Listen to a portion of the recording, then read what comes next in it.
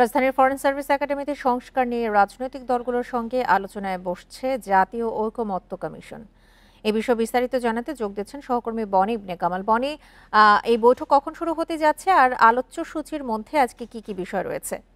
দেখুন, আজকে বেলা 11টার সময় এই বৈঠকটি শুরু হওয়ার কথা, তবে এখন পর্যন্ত সব রাজনৈতিক দলের যারা প্রতিনিধি এখানে আসার কথা তারা এখন এসে পৌঁছায়নি। আমি যদি আপনাকে এখনকার পরিস্থিতি দেখে, আমরা কিন্তু দেখতে পাচ্ছি যে এখনো বৈঠক শুরু হওয়ার যে প্রক্রিয়া সেটি পুরোপুরিভাবে শুরু হয়নি, অর্থাৎ রাজনৈতিক দলের যে প্রতিনিধিরা তারা এখন আসেনি।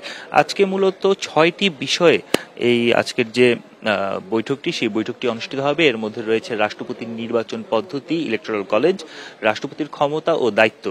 এছাড়াও আজকে উচ্চ কক্ষের গঠন এবং সদস্য নির্বাচনের যে পদ্ধতি সেটি নিয়ে আলাপ আলোচনা হবে। পাশাপাশি সরকারি কর্ম কমিশন, দুর্নীতি দমন কমিশন, মহাহিসাব নিরীক্ষক ও নিয়ন্ত্রক এবং বিষয়টি রয়েছে সংস্কারের ক্ষেত্রে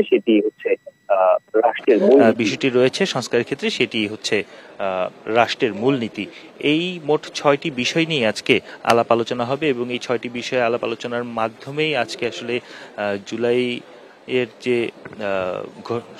জুলাই সনদ, সেই জুলাই সনদের যে প্রক্রিয়ার আলোচনার সেটি আজকে শেষ করার অভিপ্রায় কিন্তু এরই মধ্যে ব্যক্ত করেছে জাতীয় ঐকমত্য কমিশনের সহসভাপতি ডক্টর অধ্যাপক আলী রিয়াজ। আমরা দীর্ঘ সময় আলাপ আলোচনার পরে একটি সিদ্ধান্তে উপনীত হওয়া গেছে। মোট যে 20টি সংস্কার প্রস্তাব বা 20টি বিষয়ে আলোচনা করা হয়েছে, তার মধ্যে এখন পর্যন্ত কিন্তু 14টি বিষয়ে একমত হওয়া গেছে, রাজনৈতিক দলগুলো একমত হতে পেরেছে।